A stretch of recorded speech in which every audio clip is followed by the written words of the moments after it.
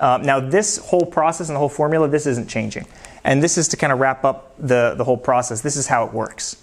So a school takes that cost of attendance, right, their sticker price, and then they subtract your family's expected contribution that was given to them by the FAFSA.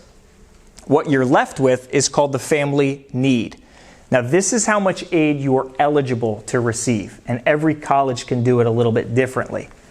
So for instance, if a school's $50,000 a year, and the government let them know that we're expected to be able to pay $20,000 per year, then our need is $30,000, right? $30,000 is what we are in need of. That's what we're short of from this school. So everyone's going to do it different. Some schools meet 100% of that. Some schools meet 20, 30, 40, 50%. And the way they give out green versus red in those dollars is a little bit different too. The schools are all going to be a little unique. So in this case, again, we have a need of $30,000. Let's say there's a school that's meeting 40% of our need, something like a JMU. What that means is they're going to give us 40% of the 30, right? So there's $12,000 that we've now gotten from this college.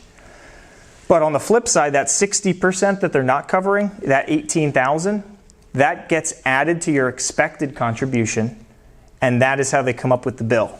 So in this case, the bill would be $38,000, right? So the school said, all right, well, we're $50,000. The government believes you guys can pay $20,000. We're going to send you a bill for $38,000 because they're not covering the full amount of that difference. That's typically how this works. And from a private school to a state school, it's going to look very different. From a private school at $60,000 and a public school at $30,000, let's say our expected contribution was $10,000 per year. Then we're pretty short on this side. We've got a need of $50,000. On the public school, we've got a need of $20,000. But if the private school meets 100% and the public school only meets about 50%, when we add that unmet need back to our EFC, the bill for our private school is $10,000 per year, and the bill for our public school is $20,000 per year. That's where we don't always want to read from the right side of the menu on these school cost of attendance numbers. Because in this case, yeah, the public school is without a doubt less expensive as far as their cost of attendance goes. But at the end of the day, that private school is going to be able to meet enough need that they're half the price. That's one of the biggest issues I see. Part of it, and I put this slide together a long time ago, and the other people on my team don't like it because it's not always 100% true. But it is a general rule of thumb that I've always looked at is if you're kind of curious why that might happen, all you got to do is look at the school's endowment funds and how many students go there. So like Penn State, there's $3.4 billion in endowment. It's a lot of money. There's 98,000 students across all campuses. And their average need-based gift aid that was awarded last year at that school was $7,400 per student.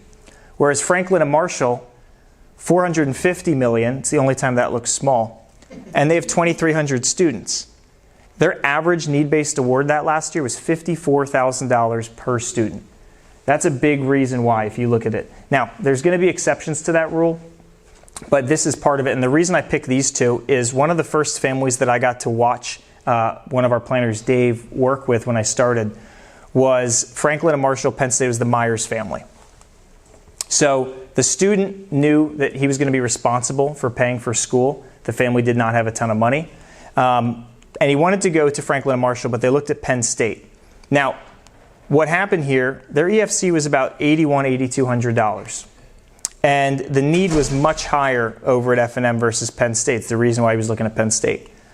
But F&M meets 100% of need-based aid. And Penn State only meets about 58% of it. Now, even taking out the way they issue that money in green versus red, just looking at the actual out-of-pocket bill for this family, Franklin and Marshall was about $8,200 per year all in, whereas Penn State was about $20,000 per year all in. Right? Now, again, it makes complete sense when you look at that over 4-year number on a sticker price. Yeah, Penn State is definitely a less expensive school as far as the cost of attendance goes.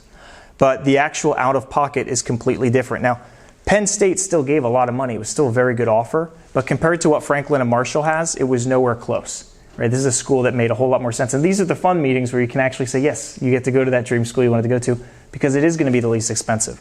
But it's definitely a common misconception I see for certain families, especially those who don't have a ton to pay for school.